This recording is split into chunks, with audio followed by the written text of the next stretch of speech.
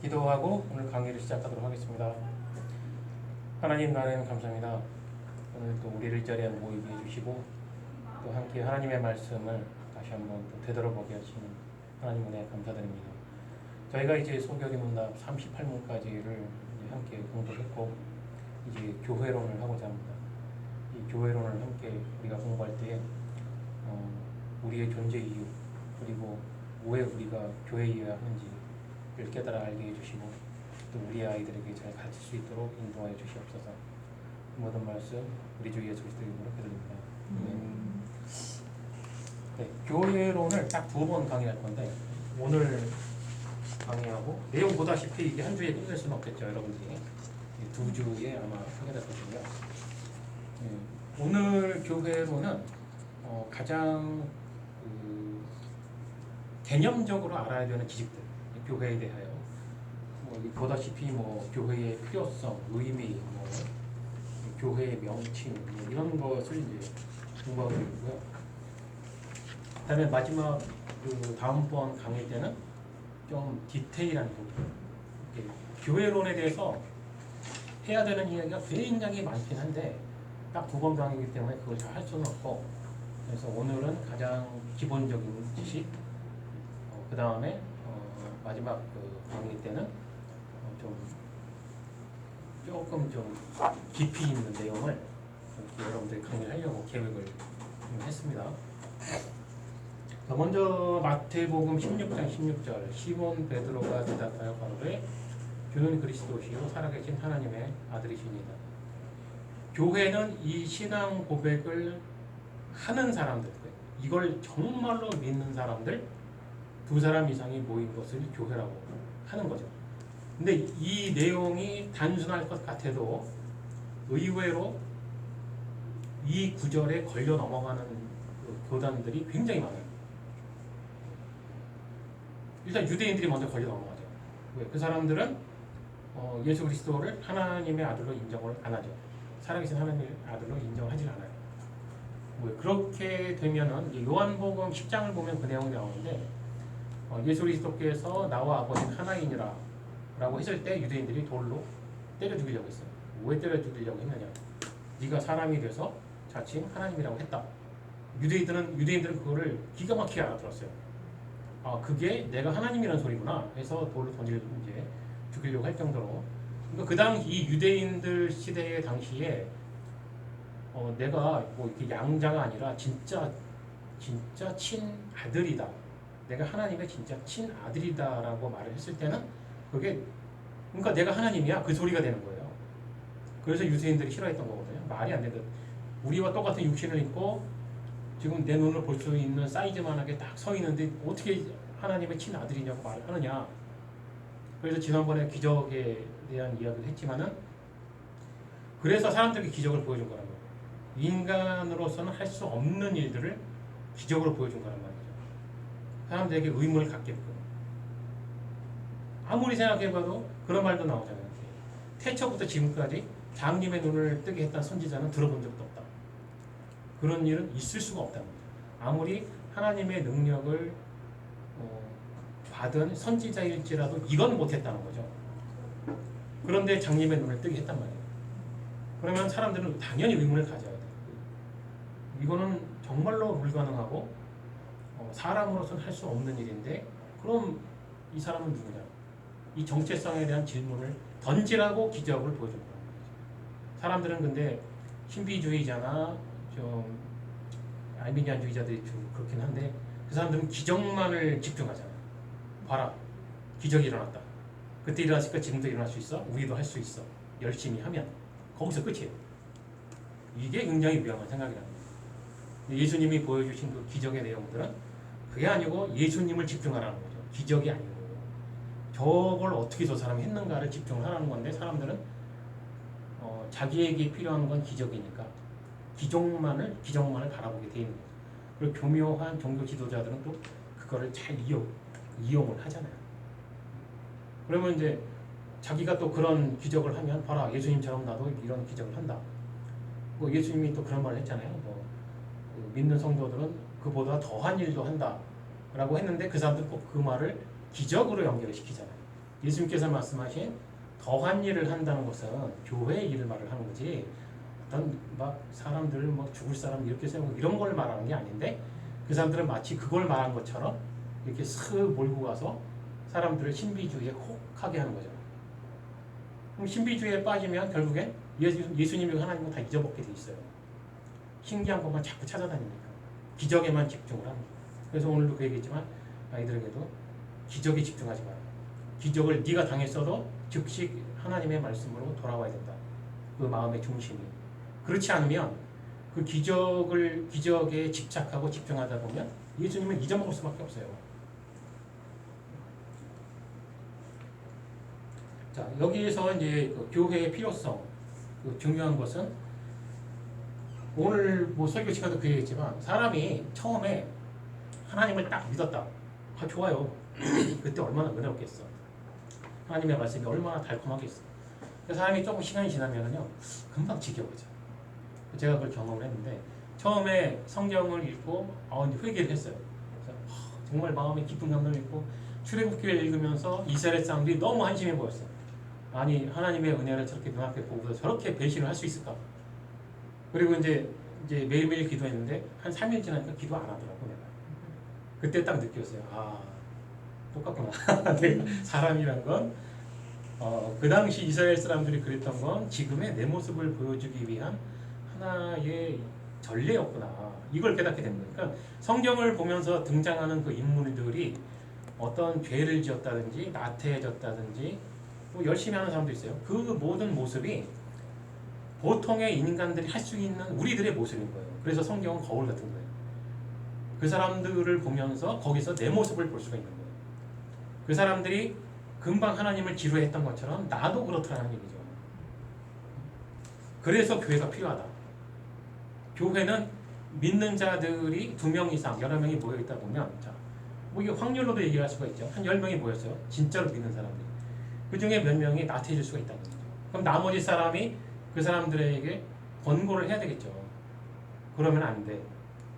하나님께 돌아와라. 이런 말들 해야 되겠죠. 뭐 그러다 보면 그 사람들이 돌아왔다가 또는 권고했던 사람들이 또 나태해질 수가 있는 거예요. 그 사람들이라고 말하고 덜도록 좋은 그 믿음의 상태를 유지할 수 있는 게 아닙니다. 하다 보면 아우 좀 쉬고 싶다 이런 생각을 할 수도 있단 말이에요. 여러 가지 이유로 개인 이유도 있고 교회에서 뭐 여러 가지 일을 맡기다 보면 너무 피곤해서 그럴 수도 있고 다양한 이유가 존재해요. 그러다 보면 사람의 마음이 나태해질 수가 있는 거예요. 그래서 교회는 서로가 서로를 독려하고 또 서로가 하나님의 말씀을 이야기하고 하면서 다 함께 살아가야 되기 때문에 그래서 교회가 필요하고 특별히 그래서 목사와 교사를 세우셨다. 하나님께서 목사와 교사 이 부분이 다른 교단에서는 그닥 강요하지 않는 부분인데 우리 개혁주의에서는 특히 우리 그 칼빈 선생님은 이 부분을 굉장히 강요를 했어요. 왜 강요를 했냐? 목사와 교사의 공통점, 말씀을 가르치는 것.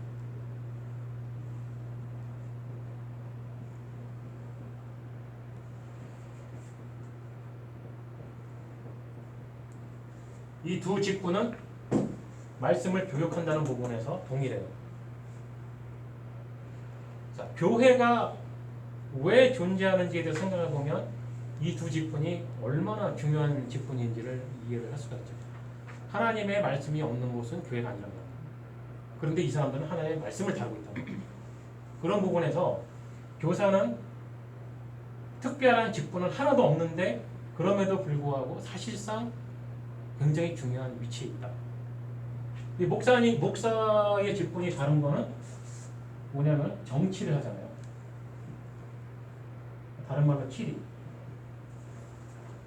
그러니까 개혁주의에서는 이제 이것도 이제 교회마다 정치적 조직이 좀 다르긴 한데 개혁주의 교회는 장로와 목사가 함께 교회를 치리하는 형태의 정치 구조를 가지고 있어요.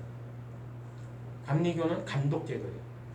어떻게 보면 이제 그 왕제도하고 비슷한 건데 감독의 그 권한이 어마무시해요. 그다음에 이제 로마 카톨릭 보면 이제 교황, 그다음에 추기경 이런 식으로 이제 구성이 돼 있죠.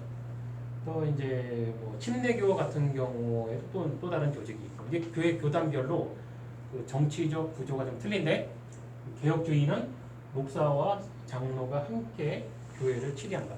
그래서 목사는 당회장이라고 하죠. 당회를 조직하고 당회를 이제 맡으면서 목사님은 말씀도 교육하지만 정치도 하기 때문에 그래서 특별한 그 직분을 가지고 있다. 근데 교사는 교육만 할 뿐 그 이외에 아무런 권한도 없고 아무것도 없단 말이에요.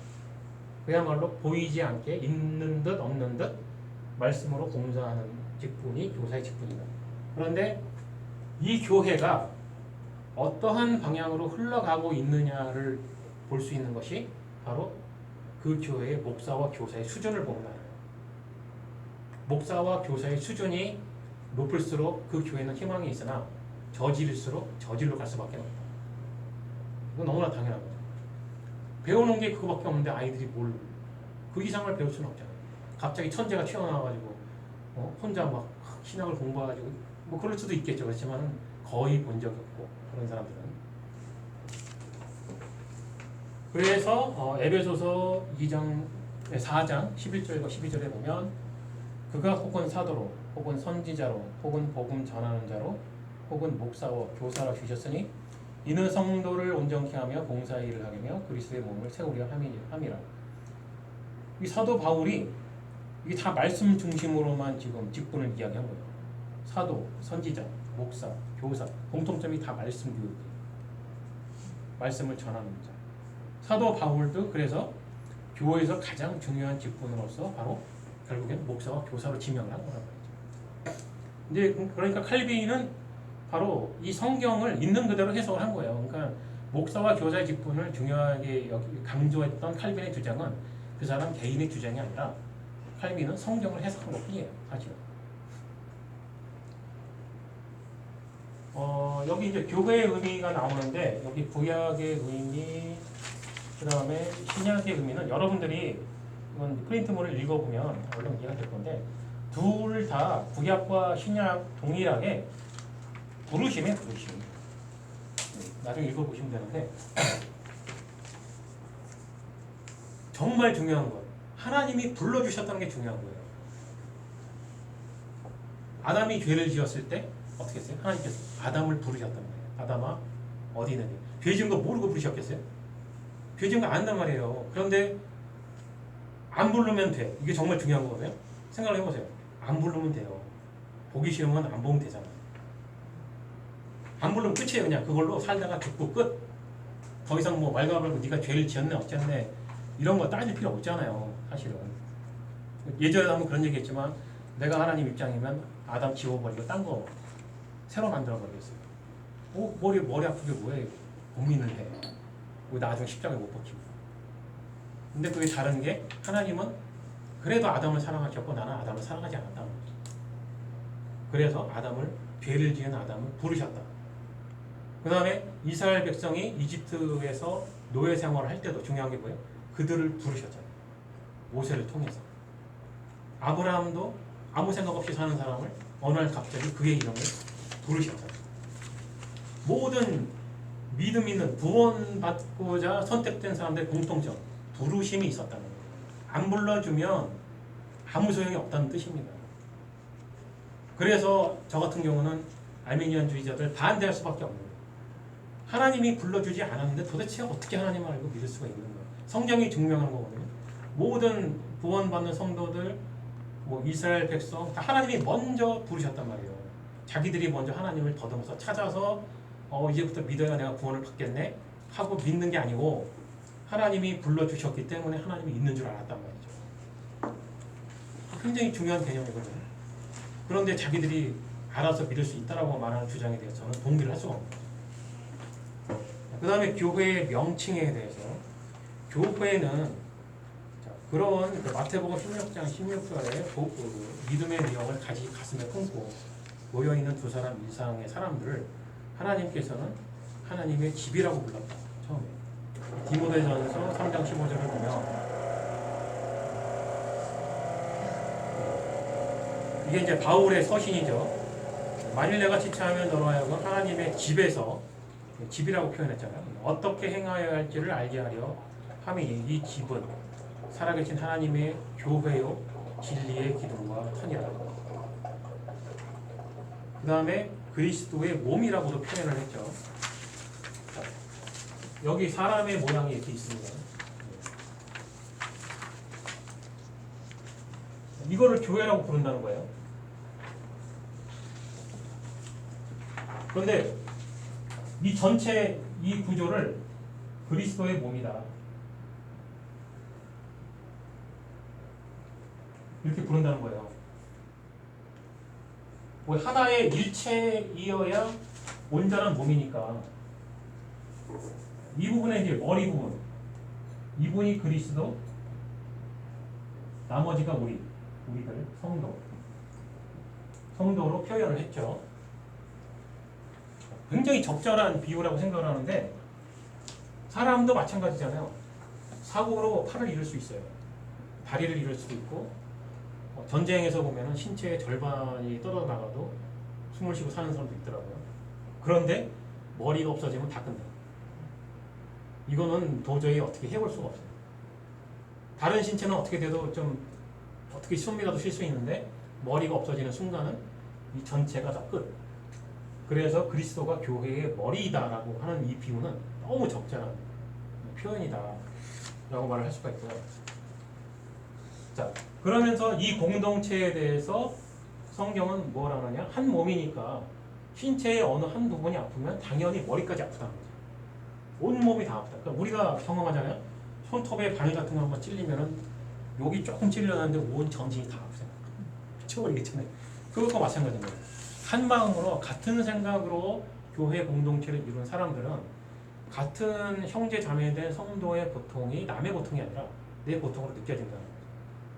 근데 실제로 그렇게 저도 많이 노력을 해봤는데 아주 그렇게까지는 안 느껴지더라고요. 사실은 그게 이제 제가 저 같은 경우도 아직도 부족해서 그런 경우도 있고 다음 주에 이야기하겠지만 또 다른 이유가 있긴 해요. 그건 다음 주에 설명을 하도록 하고 이것도 이제 여러분들 읽어보면 쉽게 이해할 수 있고 그 다음에 그리스도의 신부 하나님께서는 성경에서 여러 가지 비유로 자기 백성과 자기 자신과의 관계를 설명하셨어요. 부모의 자식으로 설명하고 왕과 신하의 관계로도 설명하고 했는데 부부의 관계로도 설명했거든요. 그러니까 신랑과 신부의 사랑으로 이제 비유를 하신 거예요. 하나님께서도 그런 얘기 하셨지만은 남자가 여자가 만나서 한 몸을 이룬다. 이것도 굉장히 적절한 표현이에요. 한 교회를 뜻하는 거기 때문에 그러니까 하나님과 그의 백성들이 하나로 이렇게 하나가 되었을 때 교회를 그리스도의 신부라고 부른다. 그래서 레위기 2장 2절을 보면 여호와께서 이같이 말씀하시기를 내가 너를 위하여 네 청년 때의 인애와 네 신혼 때의 사랑을 기억하노라. 그러니까 맨 처음에 첫사랑에 빠졌을 때의 설레임을 비유를 하신 거죠. 자기의 백성들과 하나님의 처음에 사랑에 빠졌을 때의 그 설레임, 그때의 마음이 어땠는가를 기억을 하라는 거예요. 예레미야 3장 20절을 보면 그런데 이스라엘 족속아 마치 아내가 그의 남편을 속이고 떠나감 같이 너희가 확실히 나를 속였느니라. 여러분들 한국에 보면 요즘에 불륜 막장 드라마 많이 나오죠. 뭐 공개적으로 이런 얘기하면 어떨지 모르겠는데 요즘에 그런 질문들을 하는 사람들이 있더라고요. 외도, 정신적 외도가 중요하냐 육체적 외도가 중요하냐. 저한테 물어보면 둘 다 필요 없고 둘 다 어느 쪽을 했든 나와 사랑의 약속을 맺은 사람에게 대한 배신이에요. 이거는 저 같은 사람에게는 용납이 안 돼요. 어느 쪽이든. 하나님께서도 마찬가지예요. 하나님께서도 이스라엘 백성들에게 매일 가슴 아파하셨던 게 바로 그거예요. 정신적, 육체적 외도에 대해서. 그러니까 우상을 숭배하는데 어떤 사람은 실제로 우상 숭배 자리에 가지 않았어도 이 마음은 거기에 가 있는 사람들이 있었단 말이에요. 그거에 대해서 가슴 아파하셨고 바로 이제 아주 외도를 적절하게 정말 표현을 잘 하신 거예요. 그리고 신약에 보면 그리스도가 이제 열 처녀의 혼인 잔치에 대해서 이제 비유도 하셨는데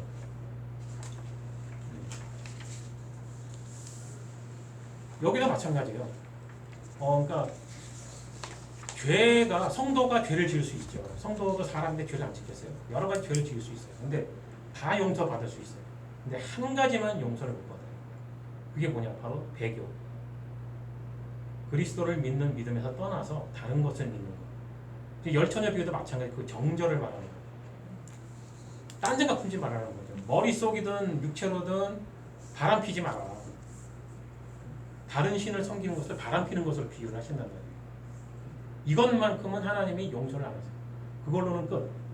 그래서 그건 이제 성령 회방하는 죄니 뭐 성령을 속이는 죄니 이렇게 표현을 하는데 그게 바로 그리스도를 믿는 믿음에서 떠나서 다른 것을 믿는 거예요.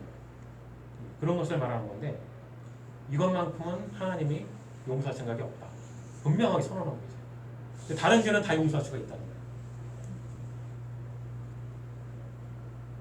실제로 정도의 차이가 있지 사람들은 각 사람마다 다양하게 죄를 짓는단 말이에요. 오늘 그 윤영보 설교 시간에 섭리 이야기 했지만 아까 얘기하다 그 얘기를 제가 좀 빼먹긴 했네요. 왜? 개인적인 죄가 있거든. 하나님께서 이 사람과 동행하는 삶을 살고 계시는데 성도가 중간에 죄를 짓잖아요. 그 죄를 짓는 정도에 따라서 벌 받을 건 받아야 될 거 아니에요. 그럼 하나님께서 좋게만 하겠냐고. 부모와 자식 입장으로도 비유를 하시잖아요. 부모가 되는데 자식이 엉뚱한 길로 가려고 그러면 그걸 안 때리겠냐고. 마찬가지거든요. 그리고 죄 짓는 당사자는 우리들도 알지만 그게 죄인지 뭔지 생각이 없거든요. 그냥 내 마음이 끌리는 대로 이렇게 막 간단 말이에요. 그러면 맞아야 정신 차리는 때가 있거든. 이건 이제 벌 수준은 아닌데 징계의 수준으로 보죠. 벌과 징계는 분명히 구분해야 돼요. 벌은 하나님께서 용서할 생각도 없고 죄 지은 만큼 확실하게 벌을 주는 걸 벌이라고 해요.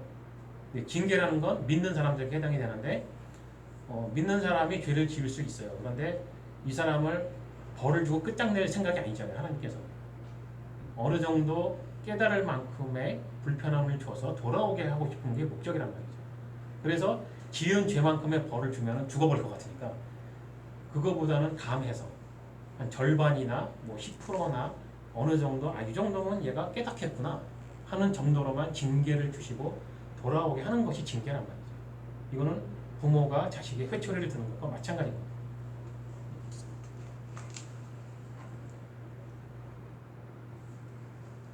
네, 이렇게 해서 오늘 우리가 좀 어떻게 보면 장소에 대해서 단순하게 설명했는데 그렇게 해서 교회의 필요성과 교회의 의미, 그 다음에 교회의 명칭에 대해서 이렇게 함께 이제 알아봤고요. 요 정도 내용이 우리 우리 학생들 그리고 일반 성도님들도 마찬가지고 가장 기본적으로 알고 있어야 하는 교회에 대한 개념적인 지식이에요. 이게 이 정도를 이제 그리고 예전에 한번 이제 기억나죠? 교회가 세워질 것이라는 예언의 말씀에 대해서 전에 한번 프린트물로 읽어봤죠. 절기에 대해서 설명해드리면서 구약에 있었던 모든 그 절기와 제사, 이 복잡했던 모든 것들이 결국에 신약의 성령 강림 교회를 세우기 위한 그날을 위한 예언이었다. 알고 보면 참 기가 막히죠. 원래 그걸 모를 때는 굉장히 복잡해 보인단 말이에요. 소를 어떻게 잡고 양을 어떻게 그거 아무도 관심 없거든요. 사실은 그거 별로 알고 싶은 사람이 없어요. 근데 그 모든 절기나 그 이유 이스라엘 사람들이 고생했던 그 모든 것이 교회를 세우기 위한 하나님의 계획이었고 예언이었고 그런 것이었다. 그 부분은 여러분들에게 프린트물이 있을 때 나중에 제가 또 이제 보내줄 테니까 그 내용을 누구하고도 이야기하던 그 내용 상당히 중요해요. 제가 전에 한번 얘기했지만 신천지가 그 부분을 이용해 먹고 있더라고요. 그게 이제 교회에 대한 예언인데 그게 이만희에 대한 예언이라는 거예요. 결론을 쭉 몰고 가다가 이만희가 쏙 빠지더라고요. 기가 막히게 써먹는데 그런 걸 알고 있어야 안 당하는 거예요. 혹시 뭐 질문이 있습니까? 질문 없으면 강의 마치도록 하겠습니다. 하나님 나라님 감사합니다. 우리가 교회에 대하여 함께 말씀을 나누었습니다. 우리들에게 교회가 왜 필요한지 배웠습니다. 어떤 사람들은 교회가 필요 없다고 말을 합니다. 교회에 갈 필요 없고 그냥 나 혼자 내 믿음을 잘 지키면 된다라고 말을 하는 그런 사람들이 있습니다. 그러나 그것은 하나님께서 원하시는 바가 아니라는 것을 우리가 오늘 명확하게 배웠습니다. 혼자서는 이 험한 세상에서 자기의 신앙을 순전히 지킬 수 없다는 것을 우리는 다시 한번 되돌아보았습니다. 우리가 서로에게 우리가 무엇을 다시 기억을 해야 하는지 무엇을 말을 해야 하는지 우리가 다시 한번 또 깨닫게 되었습니다. 우리가 그런 교회의 일원이 될 수 있게 주께서 우리의 길을 인도하여 주시옵소서. 모든 말씀 우리 주 예수 그리스도의 이름으로 기도드립니다. 아멘.